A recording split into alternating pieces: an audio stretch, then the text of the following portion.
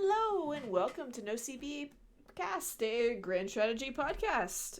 I'm hosting today, Rose, and currently we have Loris here. Hello, it's me, I'm here. And Lambert got sucked into a temporary wormhole, but he will be back momentarily, so don't worry. We will get to hear him for the first time in a couple weeks. All right, so I think we should hold off just a half second and talk about Opium Worms in Victoria 3 with Lambert. Yeah. I hope the audience don't mind. We'll edit this out, obviously, in the future. We could speak for a few minutes. Because we just started the podcast, so I don't know. Yeah. We do apologize if you are watching on Spotify, because we do have a slight issue where 2 of the episodes are the same. I did update it on Soundcloud, but the audio did not update across the board on the other sites, which is supposed to. We'll have to figure that out. It it did not update on Stitcher or Spotify, and I'm guessing it didn't update on iTunes either. And apologies for whatever Loris is eating there. Oh, boy. If he actually edits this audio and it goes out to, our normal... Completely raw. I'll just keep all this in. In fact, I'll edit everything else apart from me eating, a really crunchy What's-It every once in a while. That's it. Yes, Lambert is visiting an opium den. He traveled back about 150, 200 years in the past just to check one out. These days? Huh? You still get opium dens these days, but it's like a classy crack den, basically, an opium den. You still get them in, India and stuff. Oh. I've But been these to days, hookah bars. much like the modern world, standards have slipped somewhat, and now the modern opium den is mostly got cardboard on the floor, and there's no beautiful woman massaging your feet as you take opium. Now there's normally a cracked out They lay down. man sniffing your hair. It's funny. What I first heard about opium dens was reading the Tintin comics. Oh, really? Yeah, there's one point where it's in China, and he chases someone, or he goes into an opium den, pretends to be a customer to chase someone down or something, and I was like, what are they doing? I think it was 11 reading the comic. Mm-hmm. And my dad had to be like, oh, they're smoking a drug that's very bad for you. But they did that back then. And then, of course, in high school, I learned about the opium wars and stuff. So it finally started to click. You learned about the opium wars in high school? That's pretty good. I learned because we had sophomore year, because I was in the AP and IB classes. Sophomore year, we focused on European history. It was all post-Renaissance. Oh, and we went up to about the beginning of World War I, thereabouts. Damn, you covered more of the Victorian era than we did. So, the Opium Wars came up just because, we were focusing on Europe, but you can't really talk about the British Empire without talking about the Opium Wars. It's just the first thing. Yeah, it just doesn't happen. Not the first thing. But... And Dogberry, we could totally do a NoCB mukbang. Yeah, don't want to see that. We could sit here and slurp ramen noodles and crunch down on chips. I can't promise to eat very much at one time right now. I'm having 4 or 5 small meals a day. My stomach is getting so smushed. Oh. Though, baby is okay. I had my doctor's appointment this morning. Oh, cool. Mm-hmm. Yep. She's already turned. Her head is down. Her feet are up. Not that it matters because I'm having a C-section, but it's good to know she's doing what she's supposed to. Yeah, and acrobatics too, right? Yes. So, you got a very acrobatic Oh, good lord. She is so much more active than the Rosebud ever was. He was mostly active when I went to bed. As soon as I lay down, try and fall asleep, he would start dancing. She does it all day long. As long as I'm not walking around, she's moving pretty much. Maybe it's just because the way she's laying, but at least she's not doing leg presses on my rib cage like he was. That sucked. If you ever felt Like you run into something or someone hugs you too tight and it's pushing on your ribs and you can't breathe a little bit? No. No. I don't know what that feels like. Well, if anyone listening, if you've ever had, someone give you a hug and they squeeze you too tight just to, like, be a joke or who knows, whatever. But picture that from the inside. And instead of pushing your ribs in, they're pushing your ribs out. It wasn't a pleasant feeling. I don't miss that. I'm glad she's not doing that. No, I imagine it. It sounds like you're exploding, actually. It felt like it was so painful by the end because he was, what's centimeters for this? I don't know, 21 1/4 inches, which is, how much is that in centimeters? 21 1/4. Let's see. Google tells me that's basically 54 centimeters. That's how long he was. And so by the end, when he was doing those leg presses, I didn't even realize I had started labor because his leg presses were so painful. I couldn't even feel the contractions. Oh my god. Yeah. And he came out and he had massive muscular legs. And he jumped from room to room. I mean, he was a pretty chunky baby. He did not look like a newborn. Because you usually see newborns and for like the first week or two, they kind of look I wouldn't say scrawny might be the word. Lanky, no matter their size. He wasn't. Yeah. Funky baby. Yes. Hey, Lambert's back. Hey. Start proper. He's returned from his opium den in the past. I mean, I'm not sure that's probably the biggest, not the most appropriate, joke to tell, right? No, you time traveled back 150 years to an opium den just to do some research on this dev diary. Oh, yeah. To first understand the opium wars, first you've got to be, you just got to get addicted to opium. So No, you need that first-hand experience. Otherwise, what are you going to do? You never know what it's like. Of course.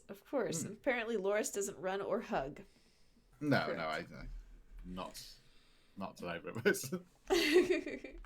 I hug a lot, but we were talking about being hugged too tightly. I'm the one who hugs too tightly. So you're the one inflicting that upon I people. am the danger. I am the danger.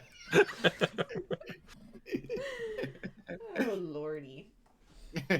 All right, so I'm the one who knocks for that hug.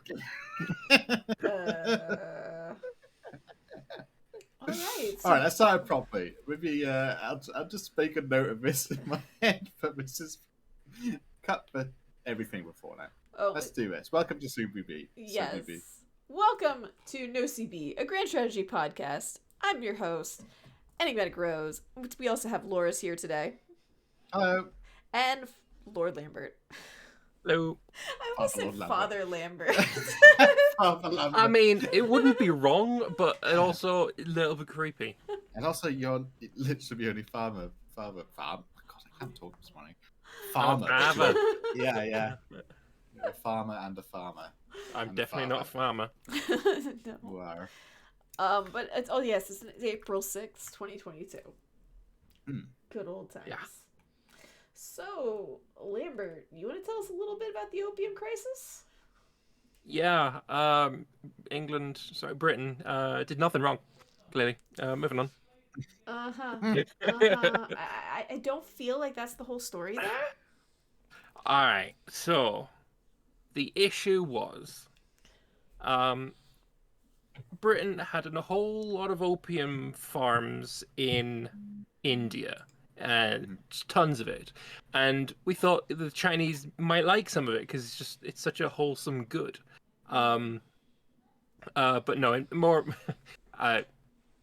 basically China did and Britain were trading, but China had this kind of a culture of superiority, maybe one could call it, where they thought that every single thing that China needed could be found in China.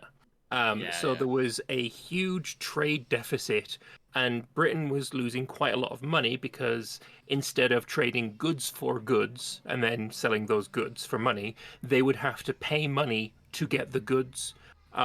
So Britain was always searching for some way to get that trade balance back to being goods for goods. And, well, we settled on opium, which the Chinese didn't quite like because it. Well, first there was a disastrous trade expedition to see the emperor, which involved basically anyone who goes to see the emperor is just assumed to give him tribute. And you have to do a kowtow. I remember the British delegation refused to kowtow, saying, I'm only going to kowtow to my king, King George. And so it involved King George being put as a picture behind the Chinese emperor, and then the ambassador bowing to the picture behind the emperor. And then the emperor said, like a fantastic thing where he was like, I have no interest in your wares or trinkets. China has everything. Basically. Yeah. We just don't want to have your basically what we're saying is like tourist shop tat in China. Thank you very much. No embroidered cushions, please. We can do Yeah, that exactly. ourselves. A lot of cloth back then is what Britain was manufacturing. A hell of a lot of cloth. Yeah. There's also like little things like a tiny little steam engine and like a hot air balloon, which was like a bit of a marvel. But like when the emperor saw it, it was like, "Well, that's ingenious, but it's just it's like a trick you'd see in the market, you know." Yeah, it's So not something you're gonna be using every day. Yeah, exactly. It wasn't really until I guess about the Civil War, maybe the Napoleonic Wars used it some for observation balloons. Yeah, I don't know. I forgot Actually. when that was first used. I know it was used by the Civil War in the U.S. Don't remember hearing about it being used in the Napoleonic Wars. I might be wrong, but it's not something I've seen come up. When was Cossacks based? The Cossacks were in the Napoleonic Wars. No, video game. Oh, RTS. fuck's fine. I don't know. You build a hot air balloon, and it reveals the map. So all I know. 1849, Austrian imperial forces besieging Venice attempted to float some 200 paper hot air balloons, each carrying a 24 to 30 pound bomb that was said to be dropped from the balloon with a time fuse over the besieged city. That's for bombing. It'll be That earlier was the first than that aggressive. for... Yeah. It was definitely the Civil War in the U.S. So every observation balloons in the Battle of Fleurus in 1749. Oh. The French military use of the balloon did not continue uninterrupted. 1789, Napoleon disbanded the French Balloon Corps. There we go. That's why. Because he used it against Italy, but then thought meh, and then didn't use it again. Okay. No, that is. Hey, Opium Wars. So one thing I think is interesting here is while the Opium Crisis seems to be, set around China as it was historically, I believe it was mentioned in here that it could happen in other nations too. Ah, that would be interesting. I wonder who would you really be able to do that with? I suppose Japan's kind of in their isolationist period. You could probably try and get some treaty ports from Japan to push some opium in their country as well. Well, I guess that could probably work. So it has to be you have to have a primary culture to have an opium obsession, right? So let's have a look. I assume pops can't develop an obsession if they don't have access to stuff. So the Japanese just don't have access to opium, right? I assume. Well, I mean, even with China, before Britain brought opium into the country, the Chinese had access to opium. Oh, yeah. Just not as much and not as cheaply. Yeah, and I'd assume the same would be true for Japan as well, but that's an assumption. Qing China begins in the midst of this crisis, but it is also possible for other unrecognized countries to experience this content if the in-game conditions are appropriate. Mm-hmm.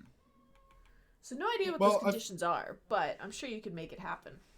Well, it says the condition to ending it is your primary pop is not obsessed with opium anymore. So that makes sense. I guess like areas that are more likely. Nepalese, a lot of opium in Nepal. Yeah. Siam too. Well, opium in Siam.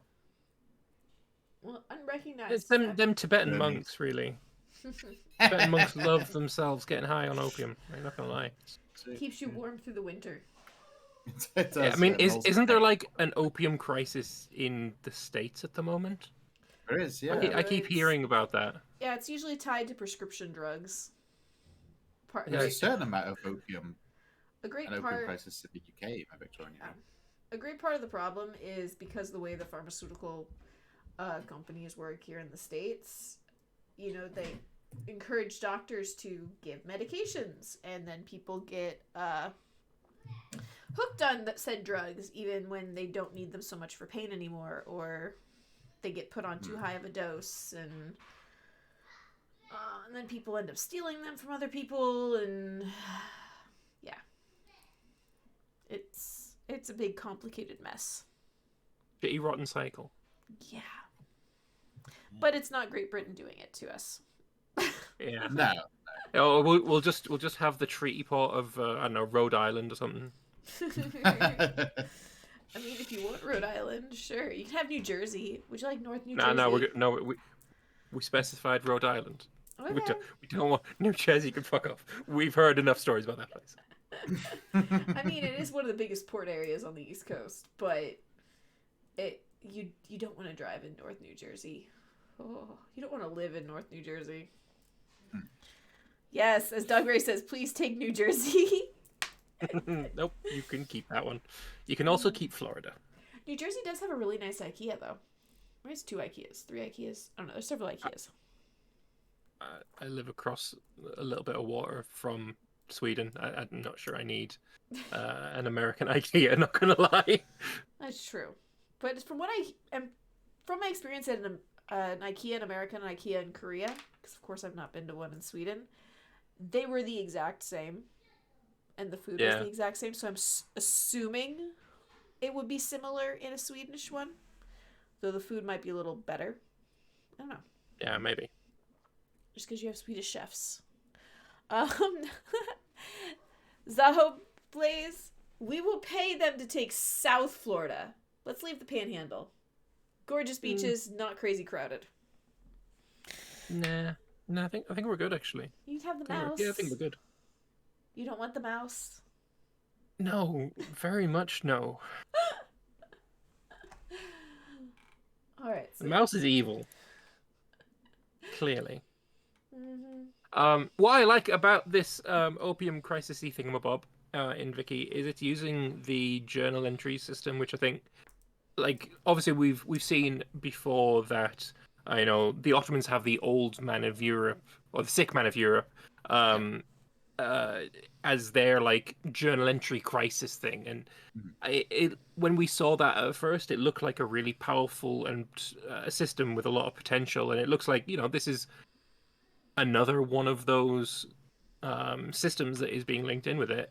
And yeah, I'm just excited to see what more can be added to the journal entry system. This dev diary kind of feels like kind of an addendum to the journal entries dev diary, if I'm being honest. It's because it is just this is an event that is using this system. Mm-hmm. Yeah. And here's how the system works. I think China's got like it particularly heavy, and it makes sense because you know, some of the stuff in China and to a lesser extent in Japan too, the stuff that happened during this period would be very hard to model into a sort of unified like way. How do you model the Taiping Rebellion? You're not going to have a load of Chinese Christians and the Brother of Jesus fighting. You'd have to model that for an event. It's just not going to happen otherwise.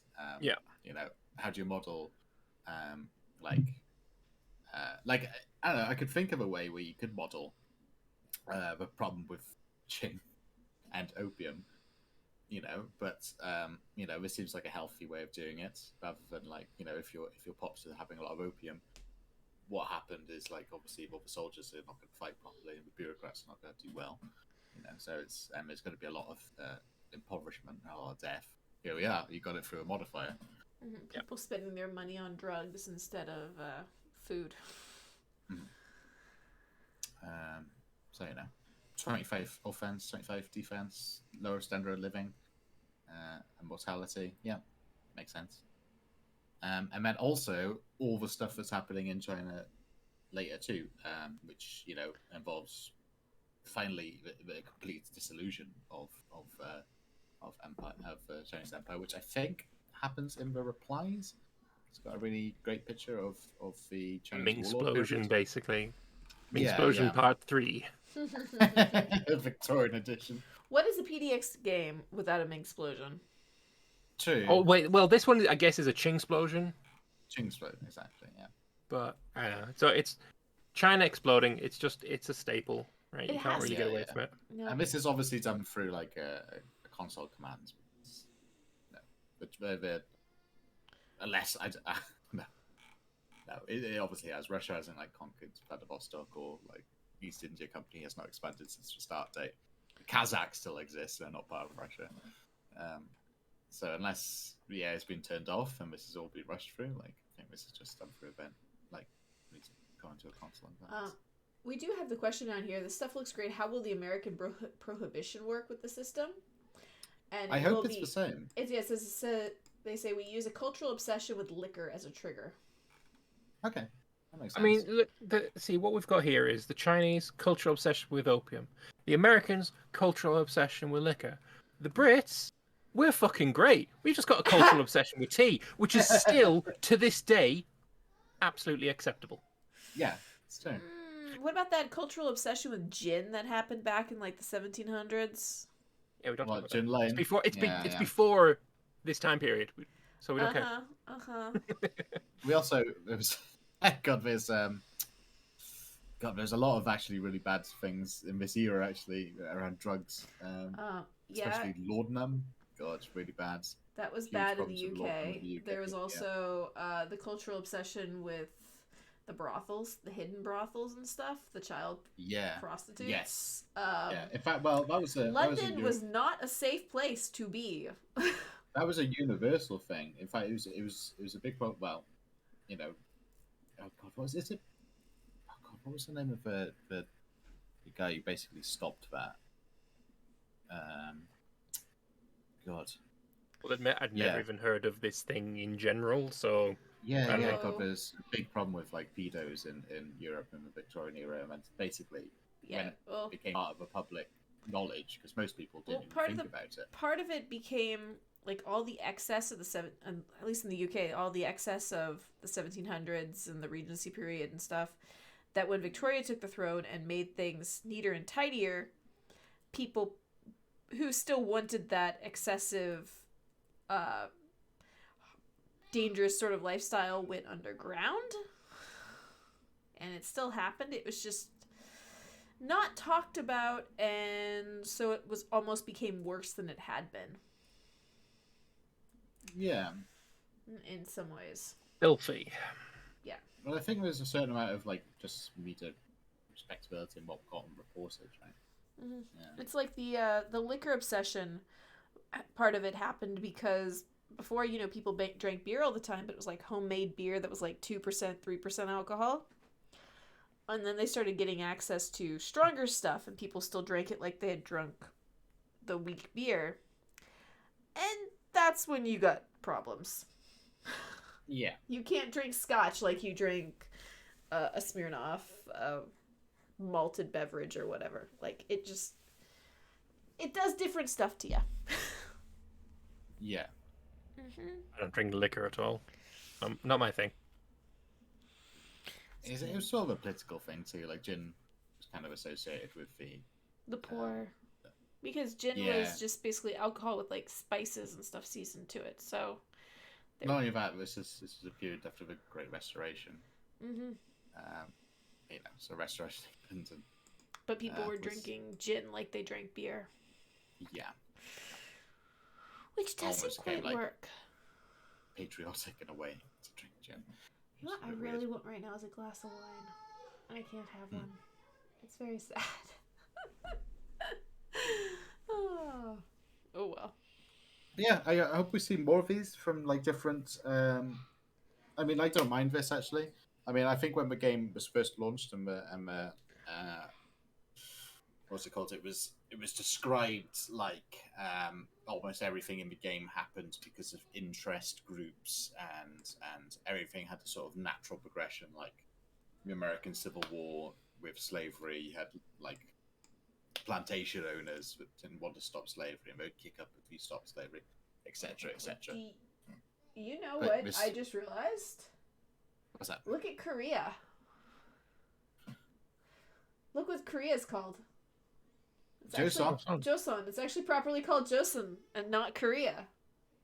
I think it's called Joseon in Vicky 2, isn't it? I don't know about Vicky 2, but I don't I'm know, actually. pretty sure it's called Korea in EU4. Yeah, it is. Oh called yeah, Korea. yeah. It's definitely called Korean E4. Yeah. Yeah. And this is properly what it was called Joseon. It wasn't called Korea until much later. Ah, Which cool. was actually based on Goryeo from the Three Kingdoms period. The name. Nice. But yeah, that's cool. Oh no, it's called Korea. Never mind. It's called Korean In Vicky EU4. too? Oh wait, no, but I've got another one here called Kingdom of Joseon. So I don't. I think in modded Wiki, lots of different modded, like HFM and stuff have it. Joseon, but I don't think. Yeah, because Joseon would be the correct term at that time period. There was no Korea. Yeah. And even if you went by the local names, it would have been Hangulgen, or Korean people, what they call themselves. Yeah. Oversimplified history concept. Rum caused the American Revolution. yeah. Well, that's like so for like the American Revolution. I hope was like done through these events. There's lots of different events in like the Victorian period. It doesn't quite fit into the framework of it happening naturally. Like I don't know how you could do the Meiji Restoration, or I don't know how you could do the East India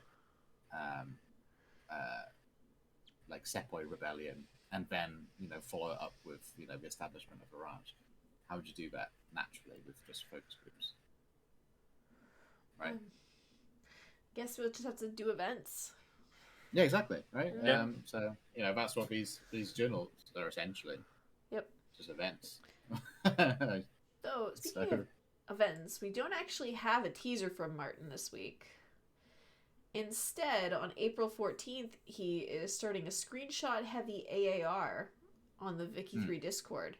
So You haven't voted in it yet? no, this is our account, our CB account. No, I haven't voted with our CB account because I was going to discuss it with us here before I voted. And then chat can decide what to vote for. Yes! Yeah, no, I do. Yeah.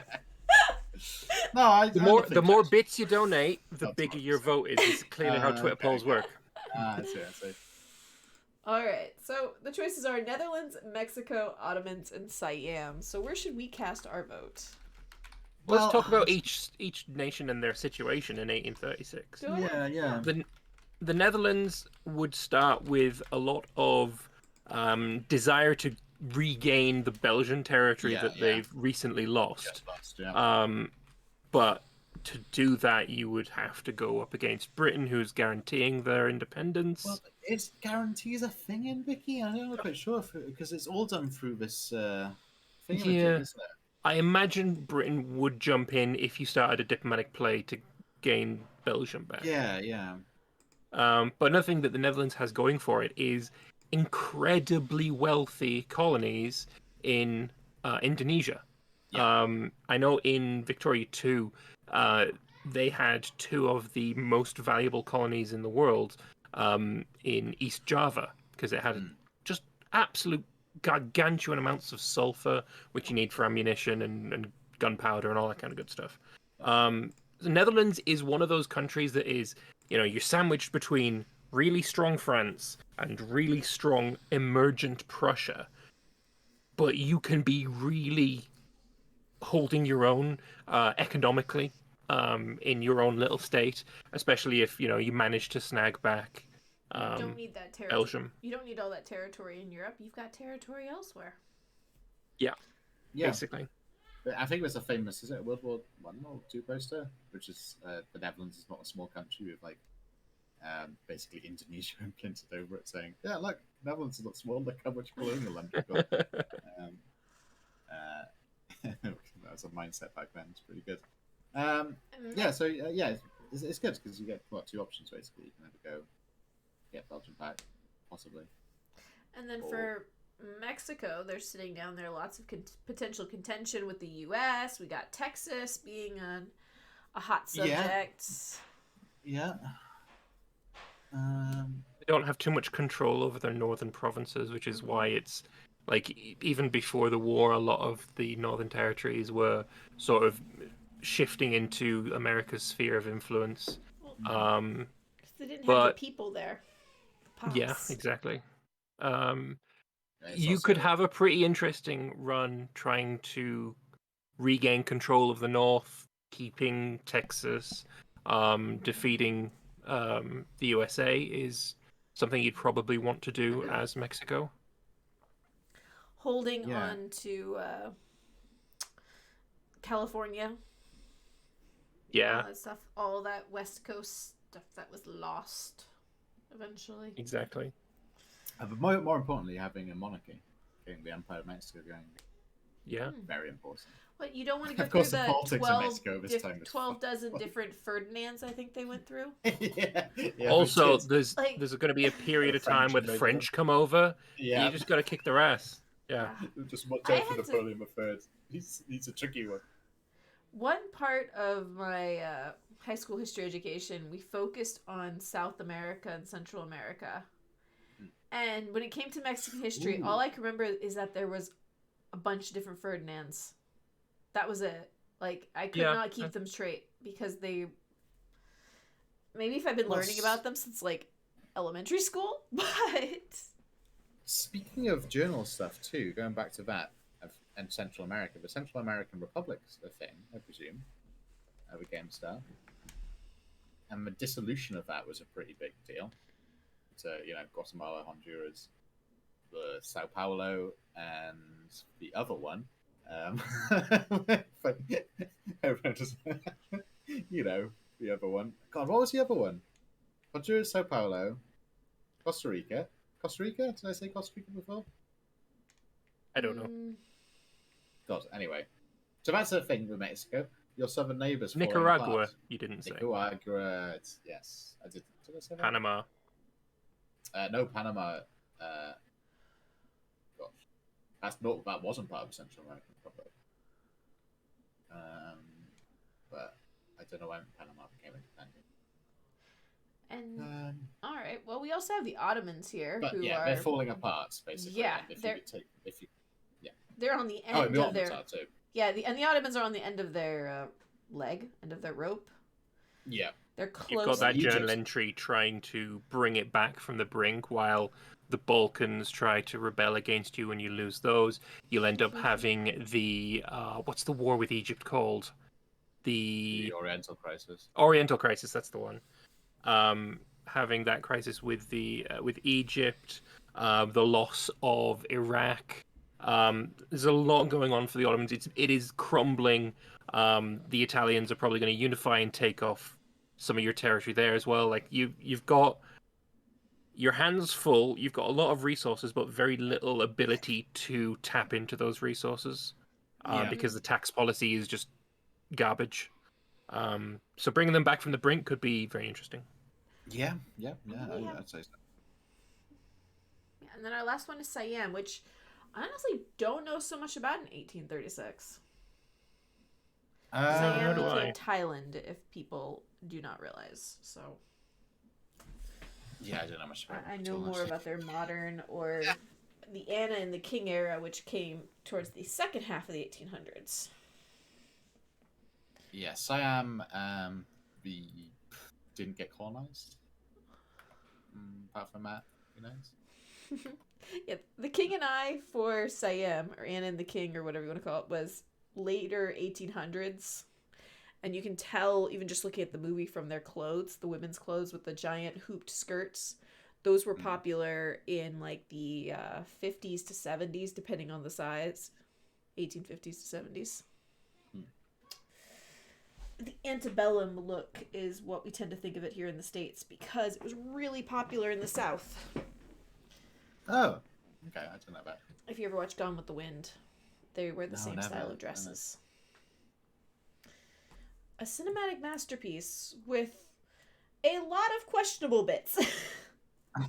But still a Tends to cinematic be most old masterpiece. films. Yeah. Yeah. Song of the South. And, Honestly, that's it's still pretty modern films still have that issue, to be honest. Yeah. Yep. Like, she just doesn't change very fast. So, personally, out of those four, I would have gone for Netherlands or Ottomans. I think those sound the most interesting. I honestly think Ottomans, just seeing Martin try and pull that back. Yeah. Rescue them. Yeah, I mean, what I'm most interested in seeing in Victoria's internal politics, I'd probably go with Mexico, to be honest, because it is the one that has the most fiery internal politics. Lots of war options. Well, not so much of war options. I'm just more interested in like what goes on inside countries in Vicky. So probably Mexico to see like how military strongmen influence it, which is obviously a big thing in Mexico. Here you go. If Liana was still with us, she would have chosen Siam. We have Zeo Blaze in chat saying Siam was convincing the French and the British that they should be an independent buffer state against their colonies. And then they modernized, which is why we get the whole Anne and the King, is that he brought in an English tutor to help try and modernize the education of his kids. Honestly, I have a feeling Siam probably has the least amount of votes. I do too. But I feel like it would probably be one of the most interesting choices right there. Just because you are because no one knows it. Yeah, no one knows it. Yeah. And you're taking a nation that is behind a lot of the other three options here, technologically, possibly socially, depending on how you want to judge or view things. But you could do a lot with that. Yeah, I don't know. The decolonization of Far East Asia, is that what that's the region? Yeah. The decolonization of Far East Asia, fighting the British and the French. Although, let's be honest, it's Vicky 3. How much fighting are you really going to do? Well, there is a poll I don't want there up. to be much decolonization. There is a poll up in Twitch chat what happened when for people another were minute. decolonizing the Far East? It was Japan. And they were not decolonizing the Far East. They were making Japan the main colonizer in the Far East. yeah, legit though. Real quick, guys. The poll has about another minute left, and you can use bits or channel points to cast more votes if you have a very strong opinion on which nation we put our vote behind. I don't expect anyone to do bits, but the option is there just because that's what clicked on when I did channel points too. Yeah. So we shall have to see what everybody wants. So I would pick Siam. Lambert, if it was Ottomans or Netherlands, which one would you throw behind? Probably Netherlands. Netherlands? And then Loris, you said Mexico? I'd say Mexico. Netherlands, also a pretty good one. I think they'd all be good. Like, Martin didn't pick a single bad one here. No. Agamade apparently tried to rig our vote to say 1444. Oh, rude. That's fair. Oh, alright. And there we go. View results. Oh, goddamn. It was a tie. Netherlands or Siam? Go Netherlands. Go on. Wow. Lord Lambert. Put it on... Lord Lambert contributed 4,200 points. Yeah, did you? Oh, that would show up. I've been caught. Balls. Agmade committed 200. Oh. Put it on Siam then. Put it on Siam, yeah, go on. Alright, let's put it on Siam. Thanks to Lambert's. Yep. There you go. Ottomans are winning, followed by Netherlands, Mexico, and then Siam. Oh, okay, the Ottomans would be an interesting one. I'd be interested to see what journal entries and stuff. Yeah, I think it's a pretty good spread of interesting picks to. Yeah, and the Oriental Crisis was a pretty big thing in European politics too. You know, dealing with a collapse or step Now, down. I'm kind of interested a in major European playing power. Siam when Vicky 3 comes out. Like, Hmm. what is their situation there? I don't know if I'm much about Sam's to find it that interesting, if I'm honest. Maybe I should read around Siam a little bit and maybe I'll find something. I'm totally playing like Japan first because God, the major era is just wild. Love it. Well, speaking of wild, we do get to learn today from CK3 and the anatomy of a game from report to resolution. Yeah, this is more like how the sausage is made, Dev Diaries. Have gone off over the years. Sorry about that. It was just kind of interesting. So if you've ever wondered how a bug that you report gets worked on, this is what they do. The memes are nice. I'm not too into the. I'm not too fussed about it too. Actually, it's just how the sausage is made. That's all it is. I don't care all that much. Sorry. What about you, Lambert? I don't know. You have no thoughts? No opinion, really. No, I haven't really been following CK3 for a while. Been waiting for something big and juicy to come along, and Royal Court really kind of just didn't. Yeah, same. Quite do it for me. Same. I was like not fussed about Royal Court. I didn't like the mechanics. I enjoyed it, but I'm looking for more, like the Byzantines being reworked, us getting merchant republics. Yeah. The Byzantines being renamed to Roman. yeah. I want nomads or something. Add China sooner rather than later, maybe. Who knows?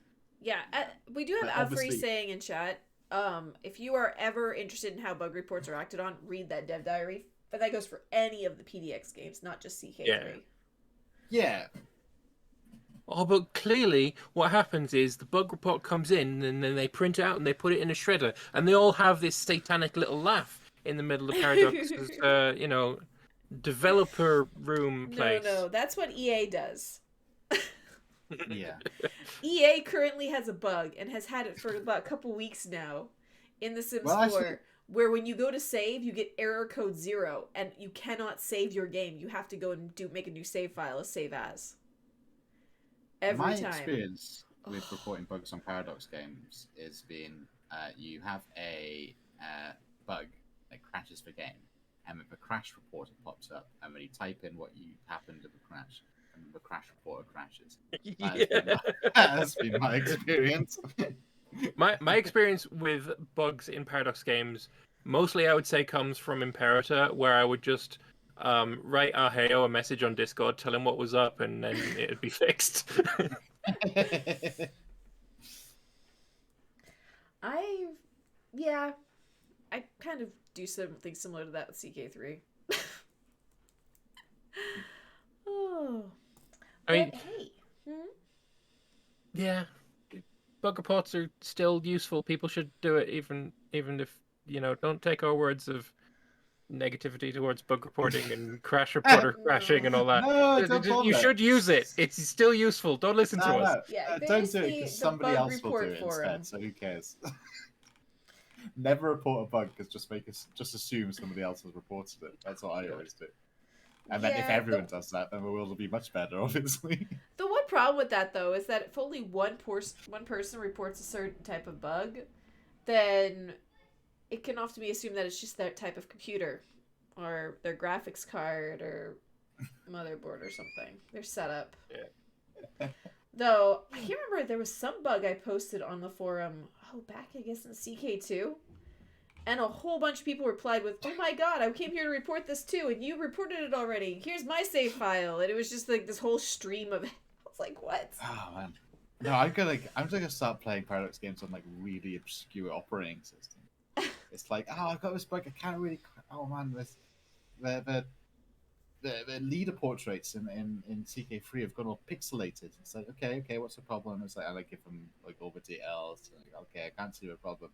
Oh, by the way, I'm playing on like a BBC Micro or something. Or I you're don't not know. even playing with a graphics card. You're just using the one built into the motherboard. Yeah. Intel integrated graphics, yeah, because Wait. Oh, that's the legit way of doing it nowadays.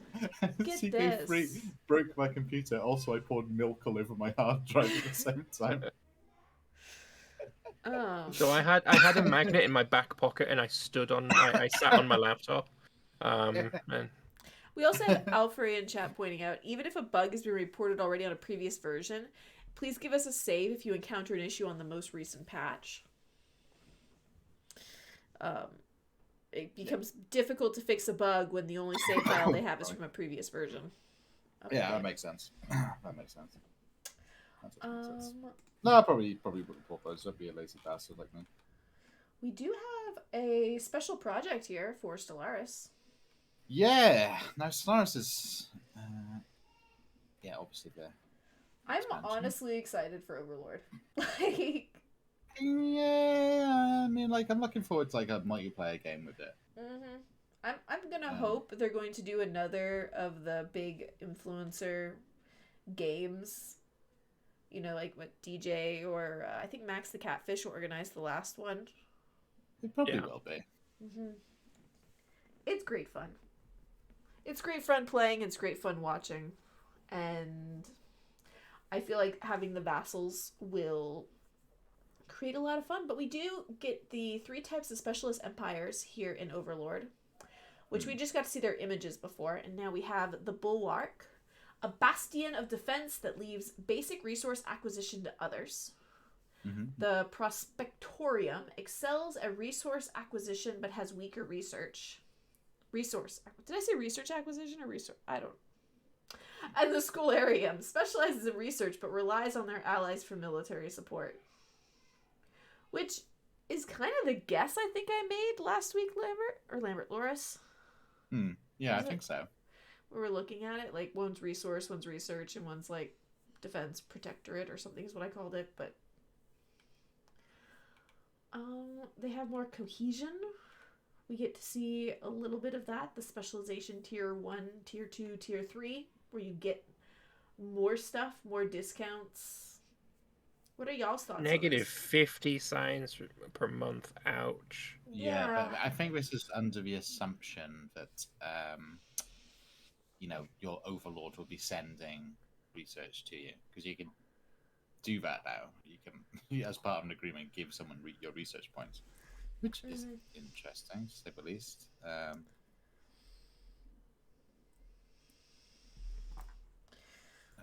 Yeah. But it is nice there's the bonus of, yeah, you are making more resources, but your building mining stations is going down. Your cost of that. Yeah. I do kind of wish it was something more than mining stations, like building farms was cheaper or something. Because let's say at a certain point you're not growing anymore. You're not building more mining stations. That still annoys me about playing a democratic nation in Stellaris. When especially a subject. Yeah, well, yeah, but when you're... No, subjects can... Do you see the previous day diary? Subjects can still grow. Yep, no, I saw that, yep. Okay. But you're playing democratic, and the new president gets elected, and he says, we're going to build 6 new mining stations. Yeah. And, like, you realize I have a fallen empire on this side. I have the Great Khan, or whatever, the Marauders, whatever, on the other side. And then on this side, I've got my best buddy ally that I'm not going to be attacking. I'm not growing anywhere. Where do you think we're going to be building these mining stations? In the sun? What you do then, you delete some and you rebuild them. That's just pure stupidity, though. Yes. I mean, objectively, yes. But it is literally your only option. That is true. The Prospectorium Deposits perk. Oh, chance for resource discovery. Yeah. So you have a chance to discover, like, you know, rare earth, metals, whatever they're called, and gas. And then you build a mining station on it. But you only get this if you are a Prospectorium. I'm assuming. Yes. Yeah. But that is nice. So I guess you would do resource discovery on systems that you've already surveyed? Hmm. Oh, that you just missed something, I would assume. So we also got some new stuff with Overlord buildings. God, how many buildings were there? Like 50 odd, right? Something. Oh, sorry, you said Something quite a ridiculously lot. large. Yeah. So we got some more. So yeah, you can now have Judge Dredd on your lands. Have a satellite campus. Alfred said there's between 20 and 30 holdings last they checked. Alright, so we've got the Overlord Garrison, which is a mostly beneficial holding. Lowers crime. Which can be useful if you've got a pirate nation near you. Satellite campus. Those are actually a real life thing. So that could actually help with your research if you are the Prospectorium. If your Overlord is doing that. Then we have the recruitment office, which is hiring troops. Naval capacity. We have the experimental crater. Okay. Monthly loyalty change -1. Incoming colony ships may explode. Yeah. So that's obviously for the for that void thing. Pretty cool. Yeah. I mean, gives you some science. Recruitment office is not particularly interesting. Yeah. The sacrifice shrine. Obviously, if you're a what's it called, a necrolord, you can also give it to your subjects. The next one was the machine one. Lithoids, I think is it. No? No? Oh yeah, no. You're right. Robots. Yeah. Distributed processing. Yeah. So this is what threw me when I read this is I don't quite understand what mind thralls. Oh, sorry, I didn't read the description properly. It actually provides research for your overlords, and it does nothing for you. Okay, so it's not a two-way thing. So that's why it's monthly loyalty exchange -2. I see. Okay, so you're an overlord research. Yeah, machine. The overlord's turning your people into guinea pigs.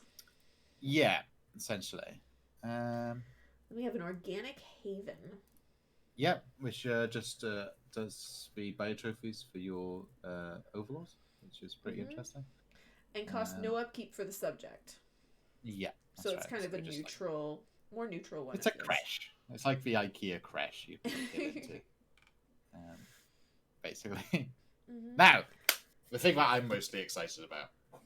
The origins? Yeah, and some really juicy ones, actually. Far more interesting than I thought. Imperial Fiefdom, Teachers of the Shroud, Slingshot to the Stars, Subterranean, and Progenitor Hive. So what are you most excited about there, Loris? Oh, gosh. So Teachers of the Shroud seems very interesting, because that's clearly something for the spiritualists you want gun from the Shroud, right? So going to be focused around the Unity quite a lot. Subterranean will be incredibly interesting, because... you get to encounter a subterranean empire, but you never get to have basically a dwarf hold or whatever you want to have. Also, that'll come with some kind of habitability buff, because who gives a shit what the surface looks like, whether it's cold or warm or whatever, because we all live underground. Yeah.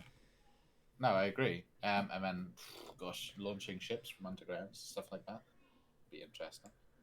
And they did do a video on Imperial Fiefdom. Was done. Did they? Yes, they did. Well, I didn't know that. I assume you start as a vassal of a person. I assume a more powerful nation. It did just come out yesterday. You can thank Agmade for me knowing about it. Yeah, so I assume wasn't it Alfred that said it? Maybe. Oh yeah, no, Alfred said it there, but Agmade actually had shared it yesterday in my Discord in the Solaris chat. So do you start as a vassal, I assume? I would assume I have not been able to watch it yet. It's actually 3 minutes, so hold on. Define your experience. Yes, he does, doesn't he? Almost a spitting image. Greetings, fellow Somebody watch intergalactic Speaking of, travelers. I'll be I'm watching Moon Nefarious, Knight and I tonight. heard you wanted to spice up your imperial Alright, multidimensional playing the life. video, guys. Today, I'm collaborating with Paradox Interactive to show you the first new origin that is being introduced with the Stellaris' expansion, Overlord. In Stellaris, origins were originally introduced in the Federation's expansion and have become an integral part of how you define your experience. They represent the background of your species before it unified itself into an empire. You may have played as a clone army before, or with the old dragon Hrothgar that needed constant dragon-loving worshipping. Stellaris Overlord introduces multiple new origins. The first of many is the Imperial Fiefdom. Here you start your journey as the subject of an advanced AI empire and get the option to choose your vassal specialization at the start of the game. The goal is clear: become independent and overcome your fiefdom. The story goes, our first endeavor beyond our home planet was a painful one, subjugated by the whims of a foreign galactic power. Now we're looking towards a future in which we no longer have to live in the shadow of another empire. So to summarize, after millennia alone on a planet, we finally looked to the stars, found life, and well, things took a bad turn of events. We were far inferior to them, so now we find ourselves vassalized to the whims of a foreign power. Right after starting the game, you will need to choose one of three specializations: Bulwark, Scholarium, and Prospectorium. They define your bonuses and trade-offs with your Overlord. Bulwark is the military specialization. You start with the destroyer technology right away, as well as 5 destroyers. However, your Overlord will subsidize your basic resource income, like energy, minerals, and food. You also need to pay extra influence to expand. The goal is clear: build a fleet and expand while becoming a dominant military power. The Scholarium specialization focuses entirely on research. You start with an extra scientist and science ship, in addition to a generous research output bonus and a +1 research option. You also gain a chance of finding research caches that grant additional technological bonuses. However, you will also get a fleet capacity penalty, as well as a massive shipbuilding cost and upkeep increase. Prospectorium is the mineral and material specialization. Your Overlord will grant you extra construction ships, but will subsidize a massive chunk of your monthly research. In addition, your empire gains the ability to randomly discover energy and mineral deposits on planets within your border. However, they will also take a massive chunk of your basic and advanced resource production in order to guarantee your safety, of course. So to summarize, Imperial Fiefdom allows you to start as a subject and experiment with the process of rebelling against your Overlord. Playing as, for example, a machine species that rebels against their maker is finally a valid option.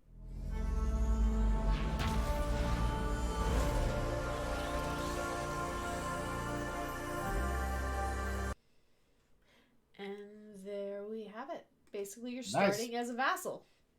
I think you should let that video play on the autoplay for the next video, because I think it's mine.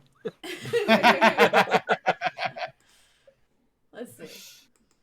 What I think is the most exciting or interesting or something I'm looking forward to doing in Overlord is a multiplayer game where there is 4 players, the Overlord, and 3 players, one playing each of the different specializations. I think that would be dope as fuck. Yeah. It definitely proved interesting. And yes, I apologize, Krista. It started out much louder than us. I did turn the volume down, but it was No. Seems interesting. Seems interesting. I'm looking forward to hearing more about Teacher of the Shrouds, Slingshot of the Stars. I have no idea what Slingshot of the Stars is. no. Gosh, I assume they launch ships at the space via trebuchet. I assume. They have a That's what it space is. elevator, or whatever it's called. Was it No, we have a literal space rock between 2 mountains, a really long, elastic bands, picking stuff into space. And then we have the subterranean one, and then the progenitor hive. Yeah, but progenitor hives. Interesting. Hive minds are always pretty strong. Yeah, they are. Yeah. You don't have any of that descent. Also, Each usually week- huge populations. So, yeah, each week we'll get a video, it looks like. All right, cool. So yeah, that would be interesting. Read only dev replies. Woohoo! Sweet. Well, I think I stick of it. No, sorry. Me and Lambert are going to talk about something that is of no interest to you now, Rose. I'm afraid because a new patch came out. Oh, For but see, Warhammer. I could just end the stream right here. Remember, I have the power because someone slept late. It's true, yeah. I went for a nap. I expected it to be like an hour and it being like a 3-hour nap. Yeah. If anyone knows, the reason we were a little late, well, part of the reason was Loris was not awake. Yeah. I went for a nap and it was a longer nap than expected. This is what happens when you hit 30. I was totally here when the stream started. I mean, you were here before, then you disappeared, but then we got delayed also because the Rosebud needed attention for a moment from me. Yeah. Which allowed Loris time to come. But Warhammer 3 launch was a bit hairy. Shite. Yeah. I think it had fewer players than Warhammer 2 multiple days in a row. Yeah. It's pretty shocking. Like, everyone goes on about Rome 2's launch being bad, and it was god awful. It's also worse than Warhammer 3's launch. Like, it's making that comparison be stupid. But yeah, I was gonna say it's I don't think Rome 2 was as hyped really as Warhammer 3. No, I think it was. I think people were everyone loves Rome 1, and some of those trailers had Jeff Van Dyke do the music. Oh, man, everyone wanted Jeff Van Dyke. Yeah. Oh, yeah. Remember the Carthage trailer? Oh, yeah, so good. So good. Over the Alps, perhaps. Great trailer. If you remember that. Complete bullshit though.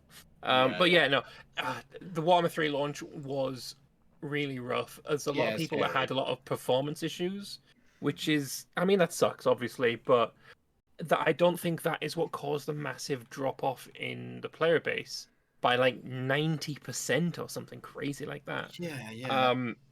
It was basically people didn't like the enforced narrative story of it. And whereas with Warhammer 2, yes, you also did have that enforced narrative thing, and until the Mortal Empires came out, that was all you had. But going back to Warhammer 1 didn't really make sense because you didn't have Mortal Empires for that either. Whereas now, if you go back to Warhammer 2, you've got the Mortal Empires. So I think it's fair to say that like when people are playing, that's a really good point. Yeah, because I think when people are playing, when I played Warhammer 2, I'm sure other people are in the same boat. I played it and was like, oh, this is nice. You get to play as like Skaven and all my favorite things or whatever and helps.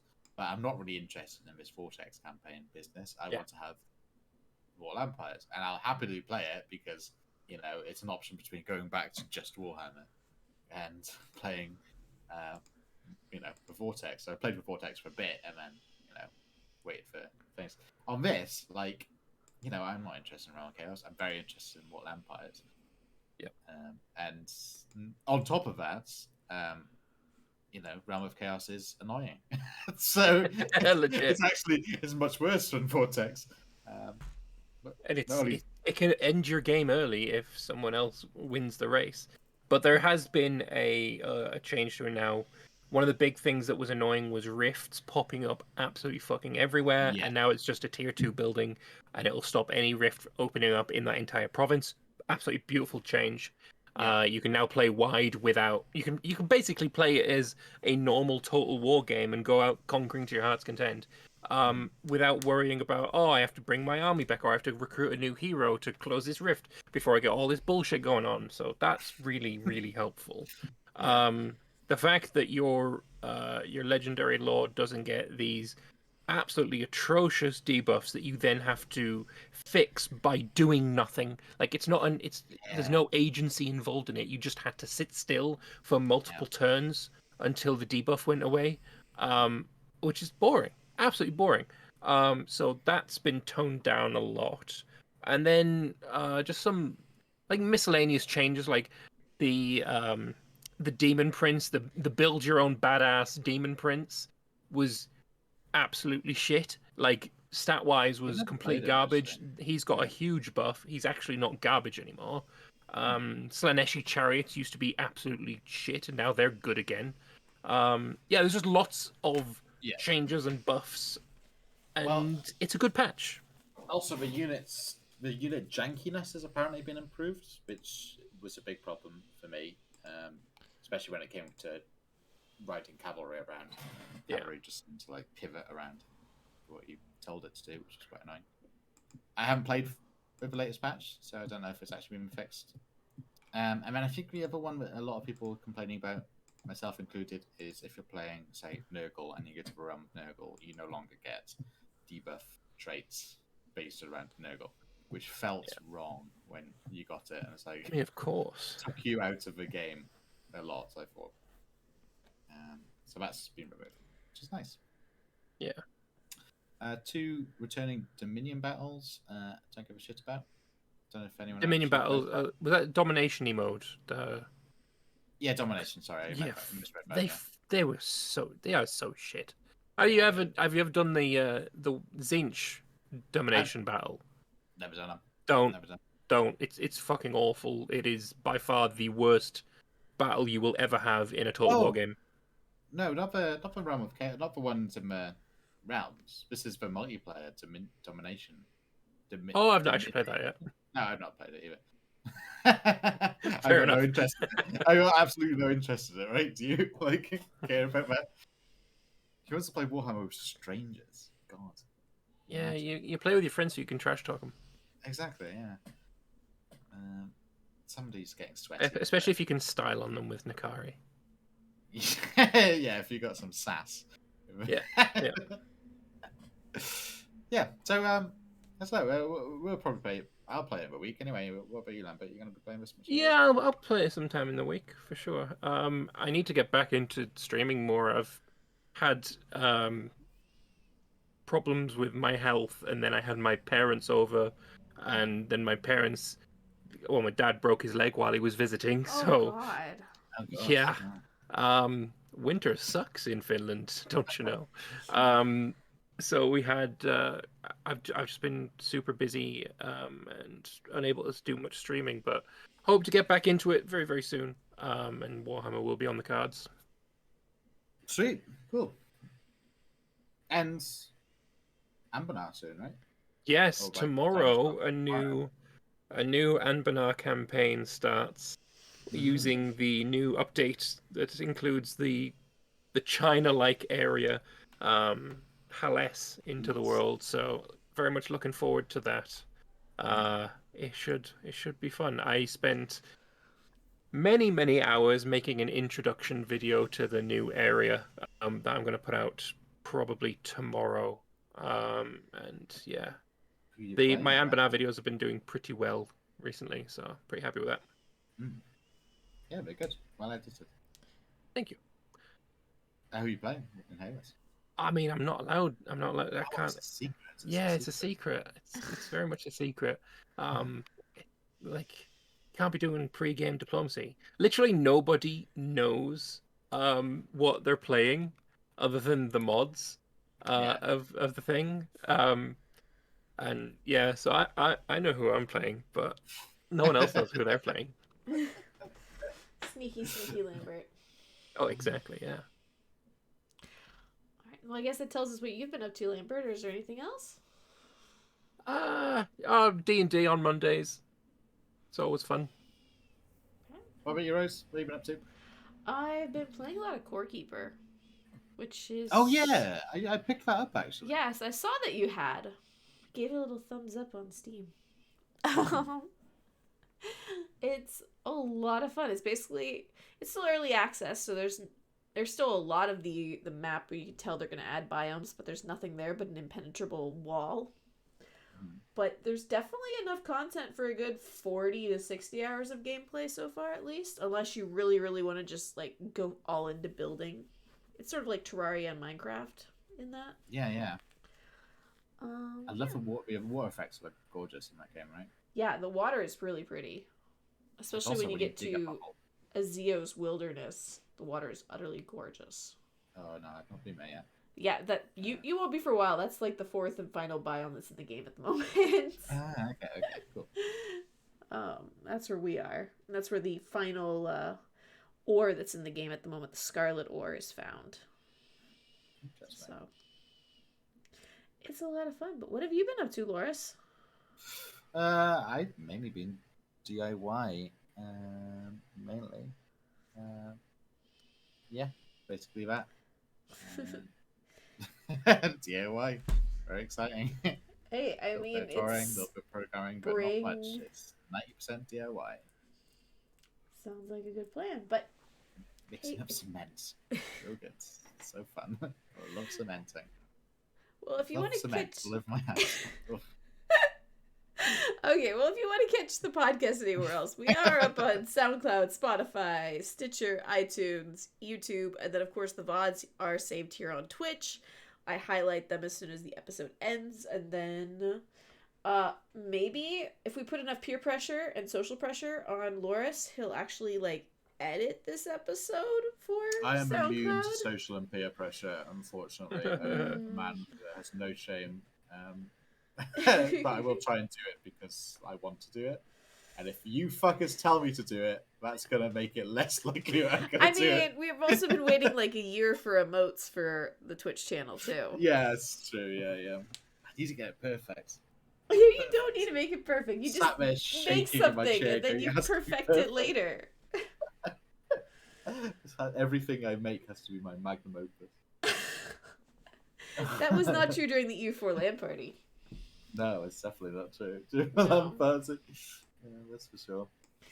Alrighty, well, thank you all so much for being here with us. All right, take care. Been a pleasure. Bye bye.